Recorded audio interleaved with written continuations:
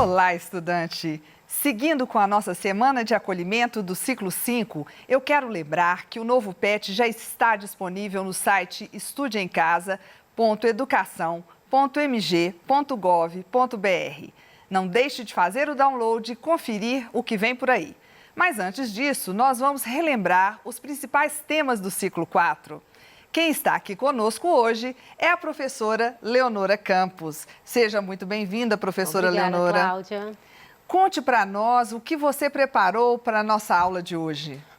Bom, Cláudia, nós trabalhamos aqui no 6º ano, foram 4 semanas, onde nós abordamos aí sobre misturas. Aí falamos aí as misturas utilizadas no nosso cotidiano, os tipos de mistura, como separar misturas. Então, aí foram 4 semanas, onde o nosso tema principal foram misturas.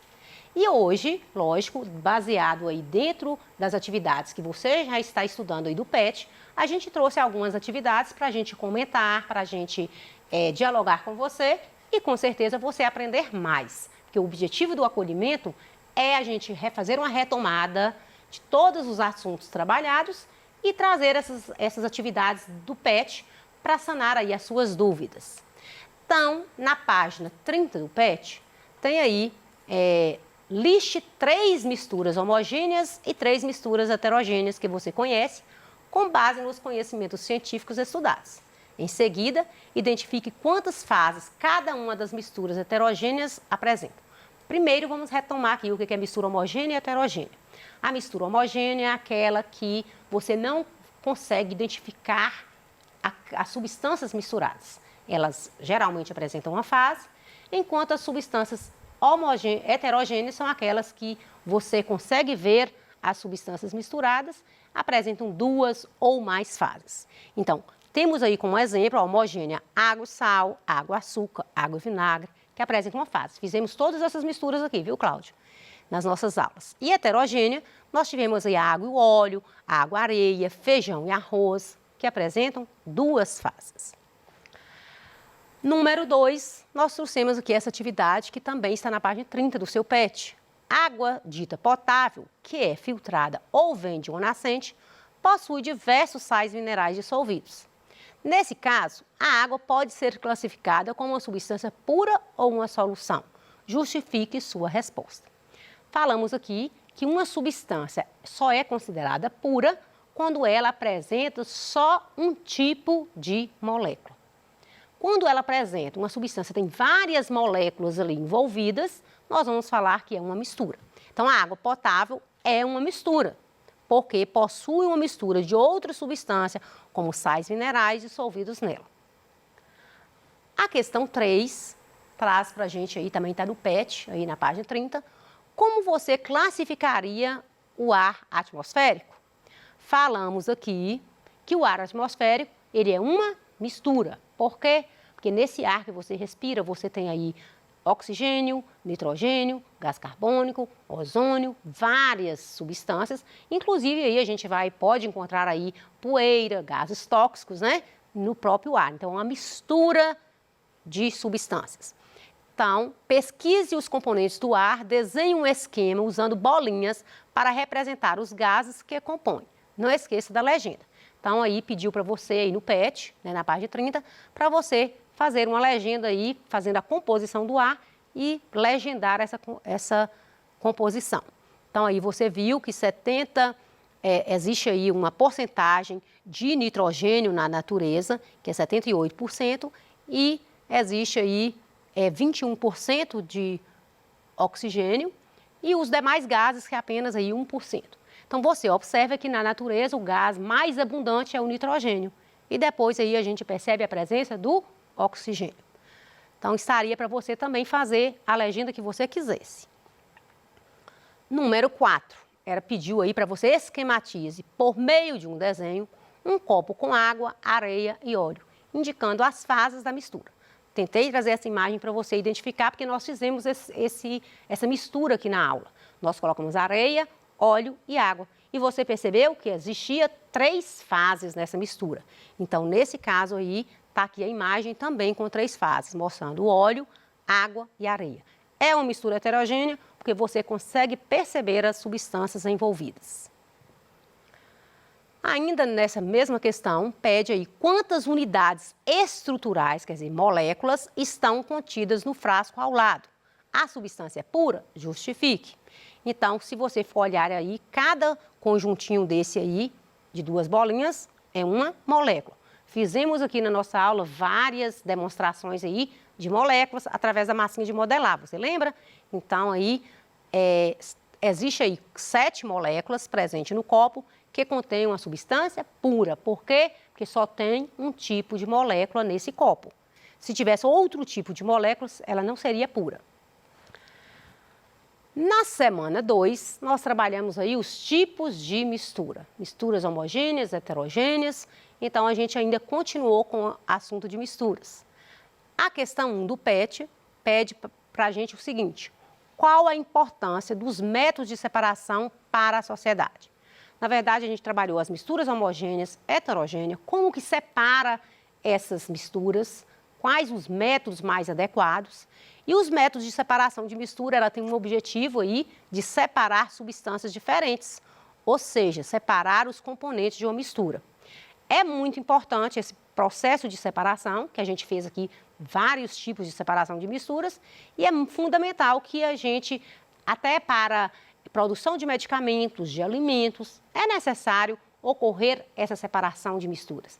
Inclusive, a água que você bebe, ela veio a partir de uma separação de misturas, para que ela chegue aí na sua casa uma água potável. Ocorreu ali decantação, filtração, vários processos aí de separação de misturas na água que você consome. Ainda no número 2, perguntam: por que a água é denominada solvente universal? Bom, falamos que o que é solvente universal? Solvente universal, que nós demos exemplo aqui, a água é considerada um solvente porque ela é capaz de dissolver a maior parte das substâncias.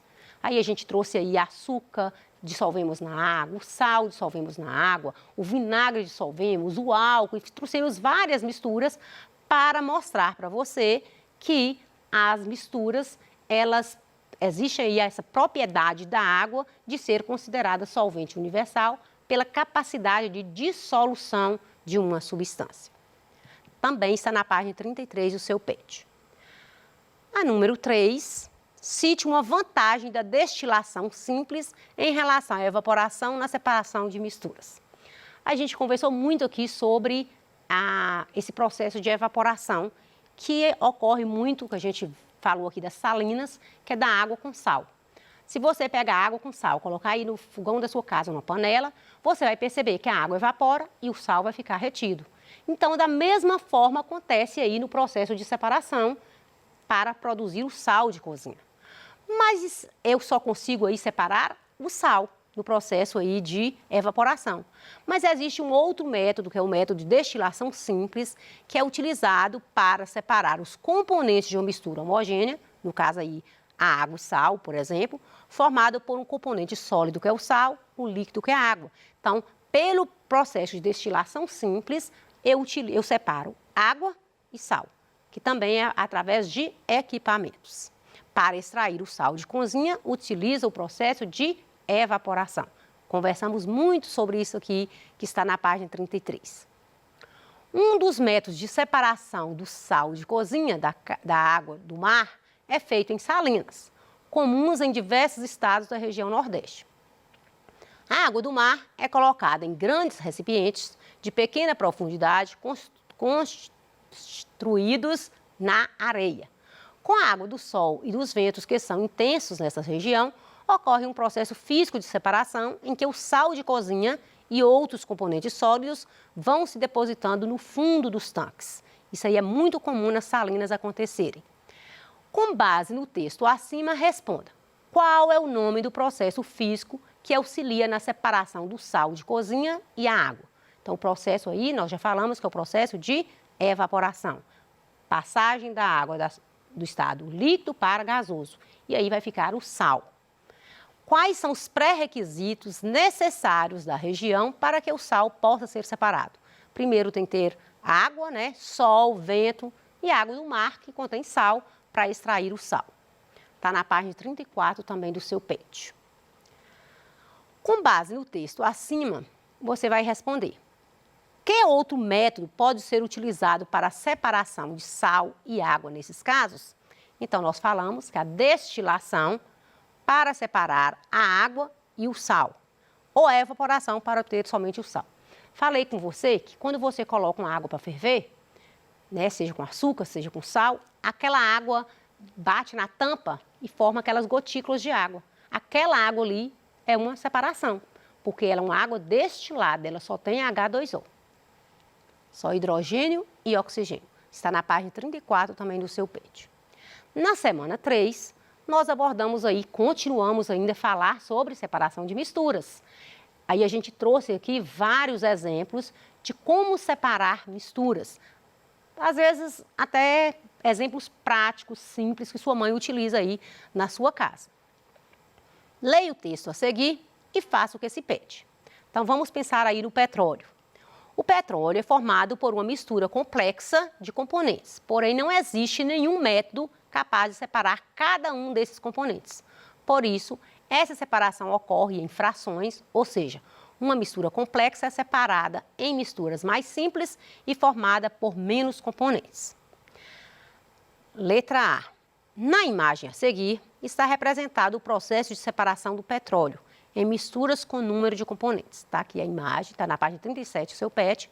Está aí a imagem, que é os processos que se utiliza para separar as substâncias do petróleo. São vários os processos, então a gente vai conversar sobre isso. O método básico para realizar a separação dos componentes do petróleo é a destilação fracionada, que utiliza equipamentos também. Ela é utilizada porque possui como princípio básico a diferença do ponto de ebulição dos líquidos presente em uma mistura homogênea. Então, ocorreu para separar alguns resíduos do petróleo, utiliza aí a destilação fracionada, que é através da ebulição. Passa aí por um processo onde ela vai passar por um aquecimento e aí vai separar algumas substâncias. Durante a destilação fracionada, o petróleo é submetido ao aquecimento e a diferentes pressões, o que faz com que os seus componentes passem para o estado gasoso. Já é outro tipo de separação. Cada substância no estado gasoso apresenta aí uma densidade diferente em virtude do ponto de ebulição diferente. Então, do petróleo que vai extrair aí o óleo diesel, que vai extrair tantas substâncias que extrai do petróleo, é a partir de separação de substâncias. A destilação fracionada é a mais utilizada através de equipamentos próprios para fazer esse tipo de separação. O petróleo, ao ser extraído, está repleto de impurezas com água salgada, areia, argila e pedaços de rochas. Então, o petróleo não é uma substância pura, ele é constituído de várias misturas. Sabendo que a água salgada é mais densa que o petróleo, proponha métodos para separar o petróleo de suas impurezas. Falamos aqui que é ideal, é bom você analisar alguns critérios no método de separação. E uma delas é analisar as características dos materiais, mas também uma das propriedades para você analisar é a densidade das substâncias. Quando o petróleo é extraído, ele vem cheio de impurezas que são então separadas por meio de processos físicos. Por exemplo, utilize a decantação para aquelas substâncias mais pesadas ir para o fundo, a mais leve ficar na parte superficial, utilizando para separar o petróleo da água salgada. Utiliza-se também a filtração para remover impurezas maiores, tais como areia, argila e pedaços de rochas. Depois que passa por esses processos, é que vai utilizar aí a destilação fracionada. Está na página 37 do seu PET. Indique o número de fases das seguintes misturas. Fizemos várias misturas aqui. Água, óleo e areia. Você percebeu que existe 3 fases. Que você percebe a areia, percebe o óleo, percebe a água. A água e sal, com excesso de sal no fundo, vai apresentar 2 fases. Porque vai apresentar o sal no fundo e a água. A água com gás, uma fase apenas. Está na página 37 também no seu PET. Um hábito ainda muito comum nas cozinhas brasileiras é o de escolher o feijão. trouxemos aqui, que nós fizemos esse método aí de separação do feijão. Pequenas sujeiras, como grãos que não se desenvolveram, restos de solo e pedaços de casca de feijão, precisam ser retirados antes do cozimento. Responda como é conhecido esse processo de separação de misturas e justifique sua resposta. Falamos que é a catação e que é interessante você observar qual o método ideal, que seria observar o tamanho, né, daquela substância. Então, se você tem algumas pedras no feijão, qual que é mais fácil? Usar a catação tirando as pedras. Também está na página 38 do seu PET. Na semana 4, nós trabalhamos aí transformações químicas nas misturas. Então, em todo momento, nós estamos lidando aí com misturas. Então, trouxemos aqui uma receita, que está também no seu PET, que é uma receita de um bolo de chocolate. E aí você vai ter aí os ingredientes que você vai utilizar aí no bolo, que é açúcar, farinha de trigo, a quantidade certa, porque você sabe que a quantidade dos ingredientes, eles vão interferir aí na sua mistura, para sair um bolo saboroso. É necessário que você seja fiel aí à quantidade de proporções para fazer essa mistura. Então, essa receita está na sua página 41 e nós vamos perguntar sobre essa receita do bolo. Escreva na tabela os reagentes e os produtos da reação. Primeiro, eu falei para vocês que toda mistura, ela utiliza algumas substâncias que foram misturadas e depois a gente vai ter o produto. Tudo que a gente utilizou antes da mistura, a gente chama de reagente, pós a mistura, nós chamamos de produto. Então, quando você pega aí o açúcar, a farinha de trigo, a margarina, os ovos, o leite, o fermento, o chocolate, o coco ralado, você tem os reagentes. E depois você vai ter o bolo de chocolate delicioso, que é o seu produto daquela mistura. Está na página 41 também no seu PET. Letra B, cite uma evidência que ocorreu uma reação química. Primeiro, vamos observar. Houve alteração nas características da substância? Então, teve uma reação química. Ocorreu aí liberação de gases, de calor, mudou a temperatura? Então, significa que ocorreu uma reação química. Então, o que evidencia uma reação química? Houve alteração das características físicas e químicas dos ingredientes e formação de uma nova substância que foi o bolo. Então, no caso do bolo, nós tivemos uma transformação química, porque nós tivemos um produto totalmente diferente, que foi o bolo, daquilo que eu misturei. Está na página 41 também do seu PET. O número 3 pede para nós o seguinte: você já viu um prego ou um material enferrujado? Que substância presente no ar reage com ferro? Que produto é formado? Fizemos esse experimento, eu trouxe para vocês a limalha de ferro e nós deixamos essa limalha de ferro em contato com a umidade, em contato com a água, e eu te disse que o ferro, em contato com o oxigênio do ar, ele vai ocorrer a formação da ferrugem. A ferrugem surge a partir do quê? Do ferro em contato com o oxigênio do ar. Então, o oxigênio presente no ar reage com o ferro, produzindo a ferrugem. Está na página 41 também no seu PET. Chegamos aí no final da nossa aula.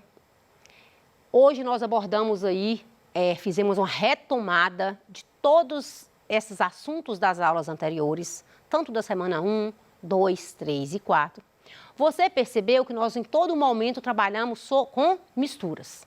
Fizemos aí as misturas no cotidiano, mostramos aí a sua mãe fazendo a comida, falamos aqui sobre o café que ela faz, aquela vitamina, aquele suco, várias misturas utilizadas no cotidiano. Falamos de como que essas substâncias, elas são classificadas, essas misturas, homogêneas, heterogêneas. Então, de acordo com a mistura, ela pode ser classificada em homogênea, quando apresenta uma fase, você não identifica as substâncias misturadas. Ela é heterogênea quando ela apresenta duas ou mais fases e você percebe as substâncias misturadas. Falamos aqui vários métodos de separação de misturas, que essas misturas elas podem passar por diferentes métodos de separação, que é muito utilizado aí na cozinha da sua casa também, como a catação, a peneiração. E falamos também sobre essas transformações químicas utilizadas nas misturas. Então, espero que você tenha gostado desse ciclo 4, onde nós abordamos aí sobre muitas demonstrações que nós fizemos aqui, abordamos o assunto misturas. Estaremos aqui na semana seguinte com o PET 5. Conto com a sua presença, conto com a sua participação. Fique ligado e te aguardo aí até a nossa próxima aula. Até breve!